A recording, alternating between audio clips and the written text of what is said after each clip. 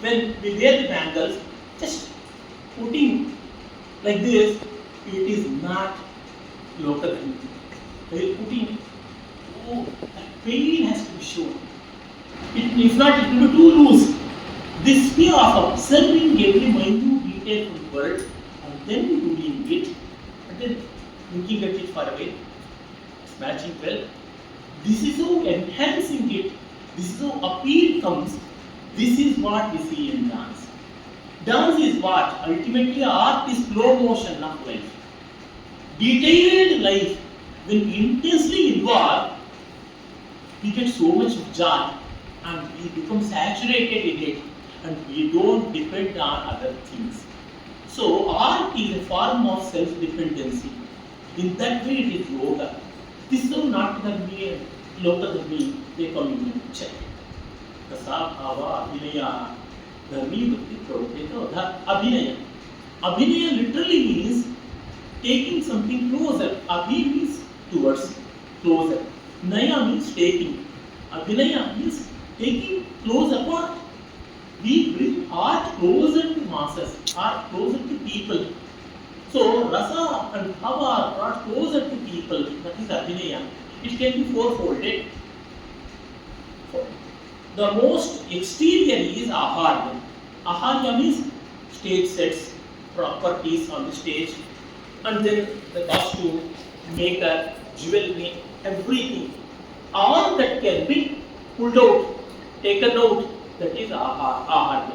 Ahriyate iti aharyam, that which can be robbed off. None can rob off our emotions, but our dresses, our jewelry, our properties can all be taken. And so, to that extent, they have importance. They do have importance, but the last preference is that the outermost shell of abhinaya is aharya. Then comes angika, bodily metabolism. They have so much of angika. Eye movements are 36 times in Natya. And then lip movements are 6 times in Natya. Head movements are 5 times. Neck movements are 5 times. Like that, so many movements are being given so that the body is made supple. If one person undergoes this training of Natya Shastra, no need for aerobics, no need for other exercises. Everything will be so intact and so complete. That is Angika. Anga is body. And we have so many limbs, so many parts. All that is Angika. And then Vachika. Our body may be quiet, but our mouth will be speaking. That's so Aharya, Angika, and still deeper is Vachika. Spoken word, any sound, any instrumental music, or any sort of music, all that is Vachika. Prose or verse or song, these 3 forms in which the language can manifest. All these 3 forms come into picture. And the instruments, everything will come into Vachika Abhinaya. This is the way of communication. Abhinaya ultimately is communication, and communication can happen through the attire, through the body, through the language, and through deeper emotions. That is Sattva, Sattvika, the fourth one, the ultimate one, the innermost one. In Natya Shastra and even the other works which are being derived after Natya Shastra, there is a famous Mangala Shloka, valedictory verse. Angikam bhuvanam yasya vachikam sarvavangmayam aharyam chandrataradi tantumas satvikam shivam tam vande satvikam shivam. Shiva's aharya, avankara, to the whole universe and whole luminary stars and then planets and nebula, everything is alankara, is embellishment. And the whole universe that has manifested as animals, human beings, animate, inanimate, mountains, rivers, everything is his angika, his bodily manifestation. And then all the languages are Vachika, and he himself is Sattvika. The Sattva means our innermost core, our deepest existence, and he is Sattva. Anything can be done, and without Sattva, nothing will be fruitful, nothing will be appealing, and nothing will have life. However beautiful a person may be, however qualified he may be, however rich which he may be, if he is not living, we immediately take him to burial yard or we take him for cremation. That happens. So sattva is that important thing. And sattva is that which makes the face become vibrant with emotions. It should be playground of all sorts of emotions. And that's why sattvic abhinaya is essential. Nowadays, film actors and all, to look younger, they go for Botox. The faces become very rigid. They become something which is made of rubber or plastic. We can't even see any iota of change on the face. They may look young, but they are lifeless. But you see, old artists, the faces they full of wrinkles, but they will be so expressive. The eyes will be sparkling and all that. I've seen Briju Maharaj performing Abhinay so, and Dr. Padma Subramaniam, even in her 83rd year, she performed so beautifully. Like that, we have Kelucharan Mahapatra from Odisha, a great artist, dark in complexion, having bald head, bold, and yet when he used to dance on the stage, even Radha would feel shy. That is what the sattva is. So these are the four aspects of Abhinaya: Rasa, Bhava, Abhinaya, Dhati, Vritti and Pravritti. Vritti means types of execution. Four vrittis: Bharati, Saptati, Kaishiki, Arati. Here again they have closer resemblance with the Chaturveda Abhinaya. Bharati means verbal mode of execution. Saptati means emotive elements, and then Kaishiki means tender. Arabati means aggressive. Arabati is very vibrant and virulent, while Kaishiki is sober and tender. In any expression, it can be on one side sober, sweeter, tender, modest, and the other one dominating, aggressive, bright, brilliant, something like that.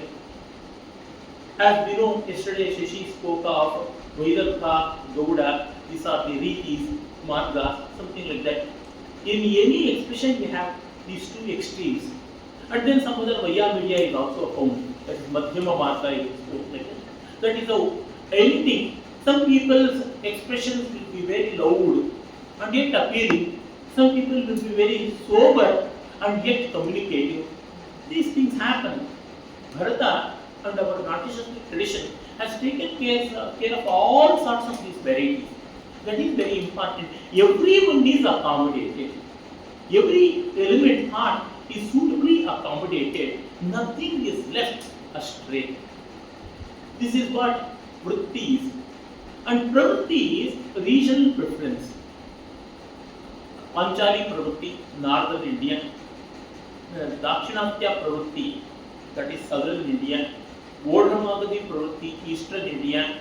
And then Avanti pravritti, western India. Some people say in Natya we have Madhya pravritti. No, it is not there. It is taken care of by all these four. Like that we have two different versions. But this much is true. These are regional preferences. Every region will have its own flavor. And you can know the very same English, how it is pronounced in different regions of India. And very same sari, how it is worn in different parts of India. I have studied not less than some 78 types of wearing saris, Indian saris, are seen in our country. 78 types. Various types. In Karnataka itself, they have some 7-8 types of wearing sari. Means the same sari, it may be 6 yards or 9 yards, but it will be worn in so many ways. And even the dhoti, it will be so. Likewise, the regional preferences will be something like the regional flavor, those cuisines we have, dishes we have, like that we have. And even the ragas, when we come to music, every region will have special ragas. In the names of ragas itself, we can know. See, Gurjari Todi, like that they have originated from Gujarat. And we have Saurashtra, one raga which is seen in Carnatic music. That is from Saurashtra. And we have something like that Telang, the Telang raga in Hindustani, it's very popular. It is Trilinga, Andhra Pradesh, Trilinga, Trilinga Desha. And we have Darbari Kannada. It is Kannada, Karnataka. Navasa Kannada.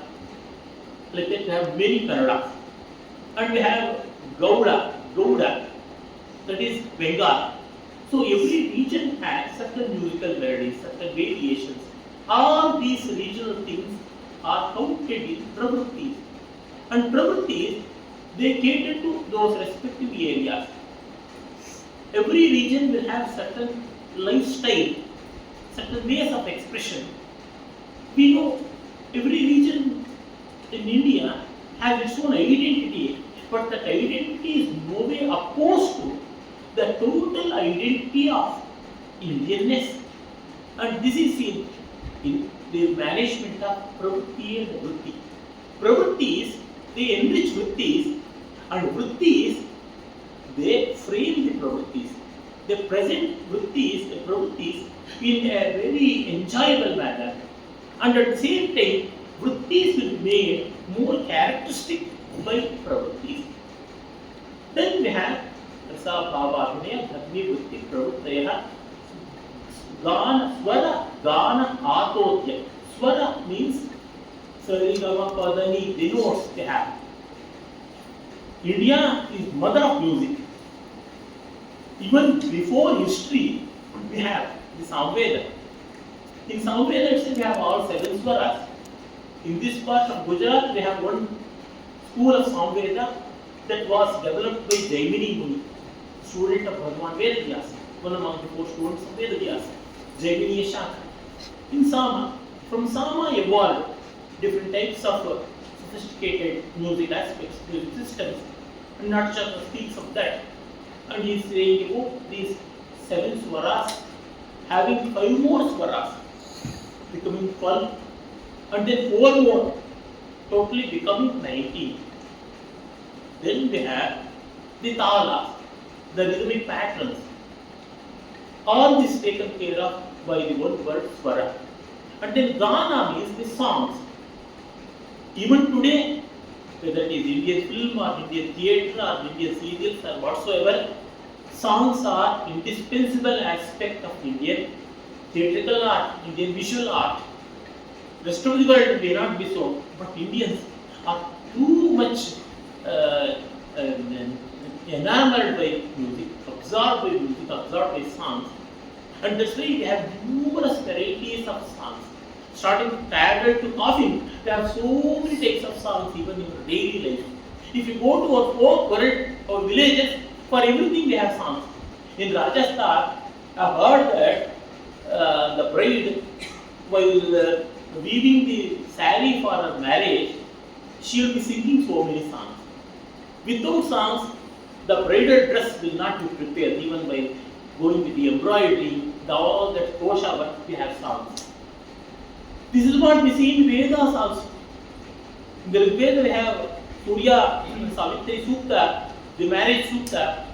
Surya Savitri is Pallu, Dupatta as a car.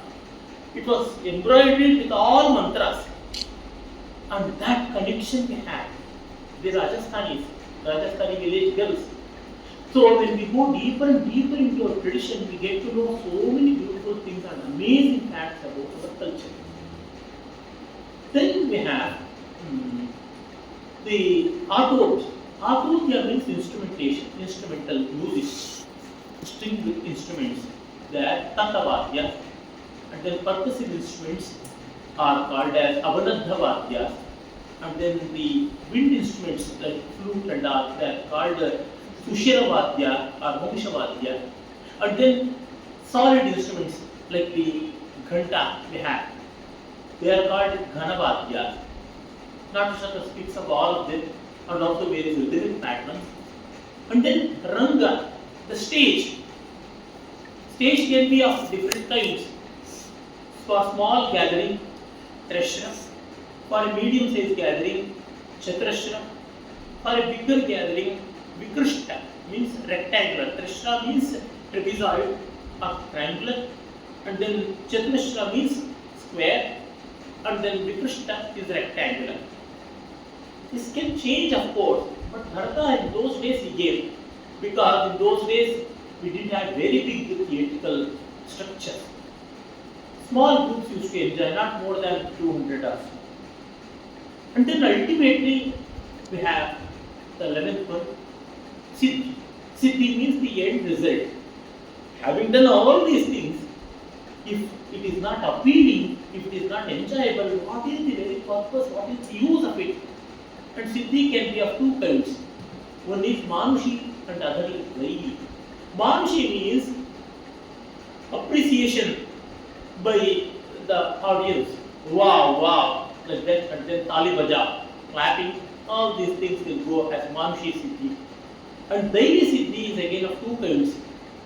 Tears in the eyes, horripilation in the body, and spellbound by the spectacular presentation, which is so deep and engrossing, and that is a greater Siddhi. And another one is without any natural calamities like thunder shower or a storm or a hurling wind or some fire accident, no such hazards happening and everything going smoothly, and that is the one aspect of it. So Bharata, starting from Rasa up to Siddhi, all these things he has put together in one Karika, and Natyashastra in 36 chapters deals with all these things. So it is an encyclopedia of not only Indian art, even art in general. And to realize the impact of Natyashastra, such a work was not even thought of up to 19th century in the rest of the world.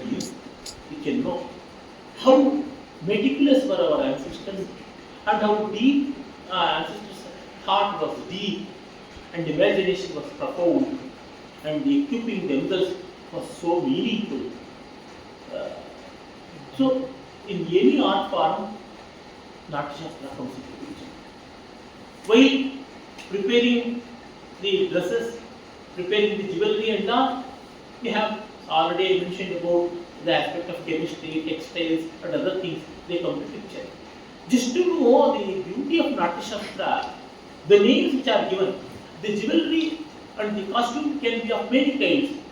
Say, Avedya. Avedya means the jewels which can be worn by piercing the ears.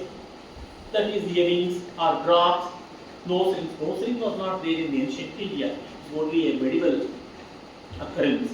So earrings and all, that is Avedya. And Aropya bangles, we wear them. Aropya, this is how they are worn. Aropana means putting them on us.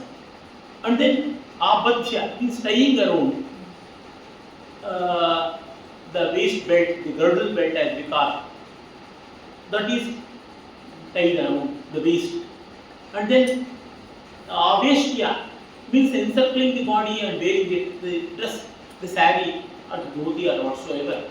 And then Prakshepya, sprinkling the shining powder or the chunky powder, it will be sprinkled on the face to look gorgeously and such things. And then the rings, that Prakshepya, something like that. So all such details are given. Even by the name we can appreciate how every technical aspect is beautifully named. Sanskrit is such a wonderful language, such a valuable language. To any purpose it can be used. This is how Natyashastra is useful, and it has such an amazing capacity of educating and training in myriad ways. With this brief introduction to Natyashastra, I request Shashi to look into the other aspects, that is